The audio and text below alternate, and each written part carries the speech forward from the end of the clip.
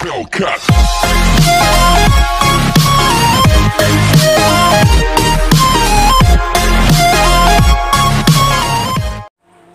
Assalamualaikum warahmatullahi wabarakatuh. Welcome back to my channel Citra Cesaria.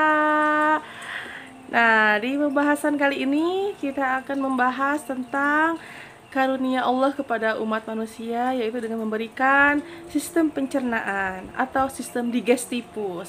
Apa itu sistem pencernaan atau sistem digestivus? Nah, secara umum sistem pencernaan itu adalah organ pencernaan, keseluruhan organ dari organ pencernaan yang fungsinya menyerap sari-sari makanan yang kita makan tentunya, sehingga dapat diolah oleh tubuh dan disebarkan oleh darah ke seluruh tubuh dan diambil khasiatnya, ya. Nah, sistem pencernaan makanan ini dimulai dari mulut hingga pada akhirnya akan dikeluarkan sisa pencernaannya lewat anus, ya. Nah, apa sih yang terjadi di dalam mulut sampai ke dalam anus? Secara umum seperti ini. Yang terjadi di dalam mulut itu terjadi pencernaan secara mekanik dan kimiawi, ya. Mekaniknya yaitu dengan cara membolak-balik makanan yang tentu saja dibantu oleh organ-organ yang terdapat pada mulut, seperti ada bibir. Bibir tentunya punya peranan dalam proses pencernaan, yaitu dapat menerima makanan, ya. Misalnya kita makan dengan menggunakan sendok, tentu yang mengambilnya itu adalah bibir kita. Bibir itu ada beberapa area, ada area luar, area dalam, dan area transisional. Nah, setelah bibir, itu di dalam mulut kita itu ada gigi. Nah, di gigi itu fungsinya untuk mencabik makanan, mengunyah makanan. Ada dens incisivus, dan caninus, dan molar. Setelah itu adalah lidah. Lidah fungsinya selain untuk berbicara, ya, untuk pelafalan kata, lidah juga berfungsi sebagai alat pencernaan secara mekanik. Jadi membolak-balikan makanan. Di lidah itu ada beberapa bagian. Ada papila-papila lidah, ya, termasuk itu tempatnya, letaknya di sistem sarafnya itu ada di papila, dan juga ada tonsil-tonsil lingua yang letaknya lebih ke arah belakang, ya. Nah, selain lidah ada rongga mulut juga, ya. Rongga mulut ada rongga mulut bagian atas dan rongga mulut bagian bawah. Ada yang lunak dan juga keras. Kalau yang keras itu bagian atas disebut durum, ya. Kalau di bagian bawah itu palatumol. Nah, itu yang ada di mulut. Selain itu di mulut juga mulai dikeluarkannya kelenjar saliva atau kelenjar air ludah. Nah, kelenjar saliva ini ada banyak fungsinya sekali, ya.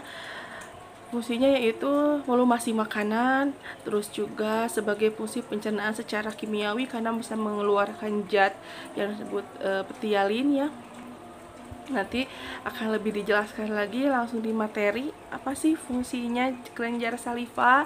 Nah, selain itu saliva ini juga karena sebagian besar ini komponennya air, jadi tentu saja seperti tadi yang saya katakan, fungsinya melumasi makanan, dan selain air juga ada enzim, ya. Jadi bisa mencerna secara kimiawi. Nah, itu di bagian mulut, ya. Lalu kalau kita makan di bagian mulut, nah kalau udah selesai prosesnya di tahap ini, barulah nanti makanan akan dibantu menelan ke arah esofagus, yaitu dengan menggunakan organ faring. Jadi organ pencernaan yang kedua adalah faring. Tadi kan barusan mulut, yang kedua faring. Nah, di faring itu akan dibantu, ya, untuk menelan. Faring itu ada 3 bagian, ada nasofaring, orofaring, dan laryngofaring. Untuk laryngofaring biasa juga disebut dengan hipofaring. Nah, kalau setelah dari faring, pertama mulut, 2 faring, ketiga esofagus. Nah, di esofagus ini merupakan hubungan atau sambungan dari faring ke lambung. Terjadi pencernaan makanan secara mekanik dengan cara adanya gerakan peristaltik, ya, yaitu mendorong-dorong makanan hingga sampai menuju lambung. Nah, ada azan dulu ya, nanti kita lanjutkan kembali ya. Ya teman-teman, kita lanjutkan pembahasan kita lagi ya. Tadi kan baru sampai ke esofagus ya, yang terjadi gerakan peristaltik. Nah, setelah makanan dari esofagus, barulah makanan tersebut nanti turun masuk ke dalam lambung dan melewati suatu pintu antara esofagus dan lambung yang disebut dengan sphincter esofagus. Nah, setelah di lambung, makanan barulah terjadi pencernaan secara kimiawi. Ya, yang sesungguhnya itu terjadi di lambung sebenarnya, karena memang di dalam lambung itu kandungan zat-zat yang bersifat kimiawi yang juga lebih banyak ya daripada di mulut tadi. Ada beberapa enzim dan juga ada HCl atau asam lambung. Nah, di dalam lambung makanan dicerna sampai makanan itu berubah menjadi cim atau bisa disebut cimus juga ya. Kalau sebelumnya itu kalau makanan yang baru sampai mulut itu kan baru dikunyah, itu biasanya makanan tersebut dikatakan sebagai bolus. Nah, kalau sudah masuk ke dalam lambung bercampur dengan asam lambung dan enzim-enzim yang lain, makanan tersebut dikatakan sebagai cim, disebut cim atau cimus atau berupa bubur ya. Nah, makanan yang sudah disebut dengan cim tersebut atau sudah berubah menjadi bubur, nanti makanan tersebut akan keluar dari lambung melewati sphincter pylorus lalu masuk ke usus duodenum. Di usus duodenum itu adalah usus di mana terjadinya penyemprotan atau bukan penyemprotannya, penambahan zat-zat yang dikeluarkan dari beberapa organ. Yang pertama ada organ pankreas. Zat yang dikeluarkannya adalah insulin. Terus ada juga organ empedu, ya, organ empedu yaitu cairan empedu, organ yang dikeluarkan atau yang diperoleh dari hepar. Nanti akan dijelaskan mungkin di video yang selanjutnya dari mana sih awal mulanya empedu. Nah ya, jadi kita kembali lagi ke sistem pencernaan. Jadi di duodenum itu makanan dicampurkan dengan dua cairan tadi, ada insulin dan ada cairan empedu.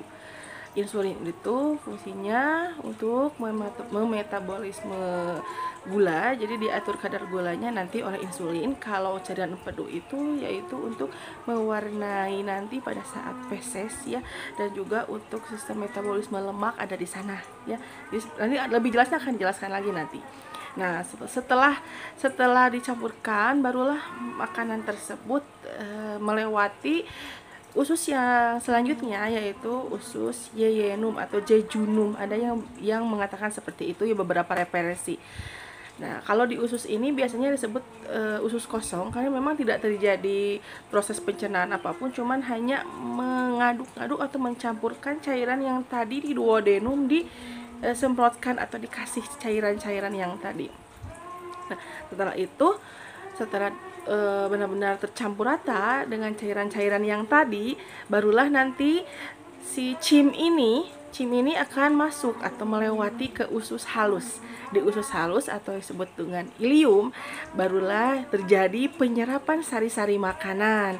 Karena di dalam usus halus itu ada beberapa seperti papila-papila yang nantinya akan menyerap sari-sari makanan. Nah, jadi apapun yang kita makan, kandungan gizinya itu akan diserap di bagian usus halus. Nah, dari bagian usus halus ini nanti makanan akan melewati usus besar atau kolon.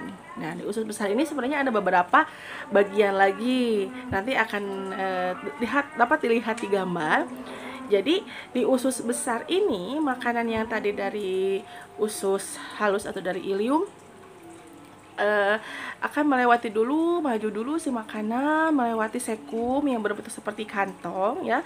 Lalu dari sekum makanan naik lagi melewati kolon ascendens, terus melintang makanannya berjalan melewati kolon transversum, lalu turun melewati kolon descendens, lalu ada kolon yang berbentuk melengkung seperti mungkin kalau diibaratkan huruf itu seperti huruf S, itu kolon sigmoid. Nah, dari kolon sigmoid, makanan yang tadi sudah melewati usus halus, usus besar atau kolon, makanan tersebut akan ditampung sementara di rektum. Nah, kalau sudah ditampung di rektum, nanti kalau misalnya fesesnya memang sudah penuh, nanti akan memberikan sinyal lewat otot-otot yang ada di rektum untuk memberikan sinyal ke otak. Nah, barulah di otak nanti akan memberikan instruksi langsung ke sphincter anus untuk mengeluarkan atau mengejankan si feses tadi yang disebut dengan proses defekasi atau pengeluaran feses. Nah, seperti itu. Kembali ke usus besar atau kolon, itu fungsinya itu untuk menyerap sebagian hampir 80% air di sana diserap ya. Jadi kalau misalnya terjadi gangguan pencernaan, misalnya terjadi diare, mungkin saja ada masalah di bagian usus besar yang tidak mampu menyerap cairan dengan optimal, seperti itu. Nah, mungkin itu secara umumnya sistem pencernaan itu seperti itu. Nanti akan dijelaskan lewat video pembelajaran yang sebentar lagi akan kita simak sama-sama ya. Untuk videonya mari kita lihat sama-sama. Silahkan. Fisiologi sistem pencernaan dimulai dari mulut, di mana di dalam mulut terjadi pencernaan secara kimiawi dan mekanis. Pencernaan secara kimiawi dibantu oleh air ludah atau saliva, yang mana air ludah ini dikeluarkan oleh kelenjar-kelenjar saliva. Makanan yang kita makan, setelah itu ditelan melewati faring.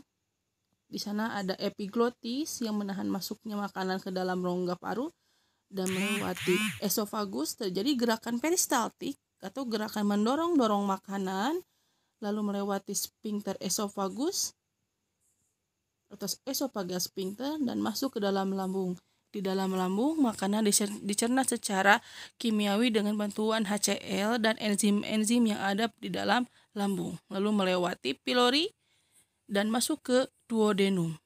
Dicampurkan dengan cairan empedu dan cairan pankreas.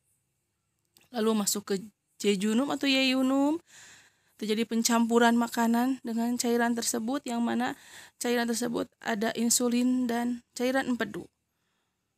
Nah, lalu masuk ke dalam usus halus. Di dalam usus halus, makanan diserap sari-sarinya yang menempel kepada lakteal atau papila-papila dan masuk ke kapiler darah. Sari-sari makanan tersebut, nutrisi tersebut lalu diantarkan ke seluruh tubuh dengan bantuan peredaran darah.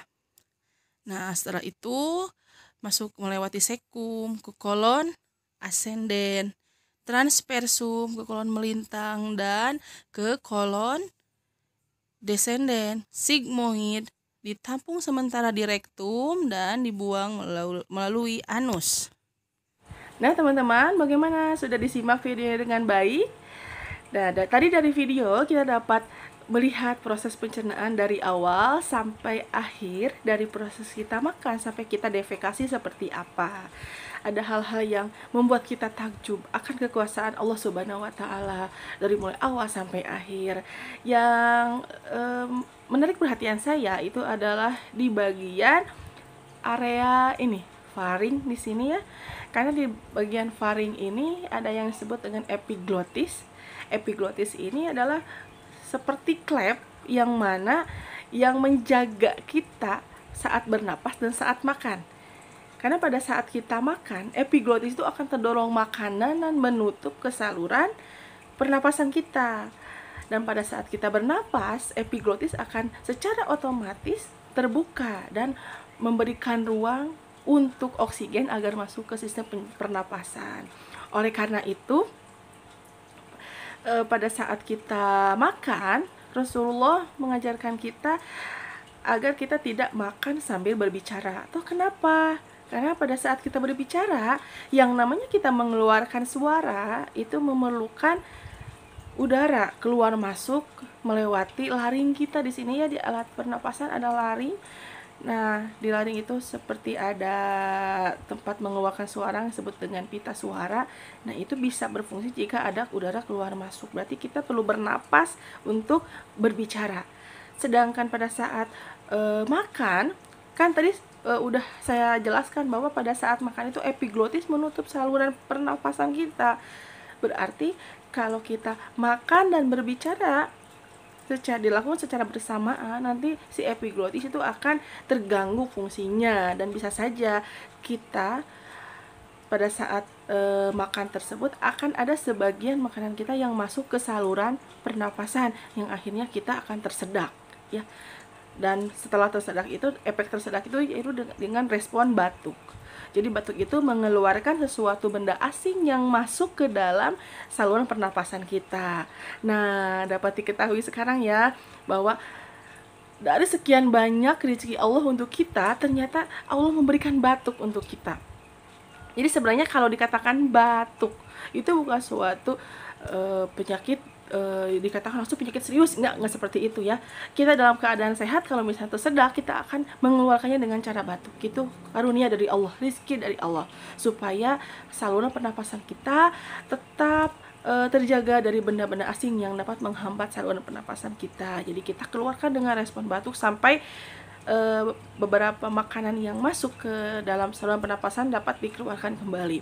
Karena saluran pernapasan kita itu sifatnya itu hanya menerima satu saja yang bisa masuk atau yang bisa keluar masuk, yaitu oksigen dan karbon dioksida saja yang berbentuk udara saja. Selain itu, organ pernapasan kita menganggap hal-hal lain atau benda-benda lain itu adalah benda asing yang akan dia keluarkan saat ada yang masuk ke dalamnya. Nah, seperti itu. Alhamdulillah, pembahasan kita kali ini sudah selesai. Mudah-mudahan pembahasan yang saya sampaikan ada manfaatnya. Mudah-mudahan bertambah keilmuan kita dan juga bertambah keimanan kita kepada Allah Subhanahu wa taala. Kan kita fabi ayyi ala'i rabbikuma tukadziban. Wassalamualaikum warahmatullahi wabarakatuh. See you later guys. Hellcat.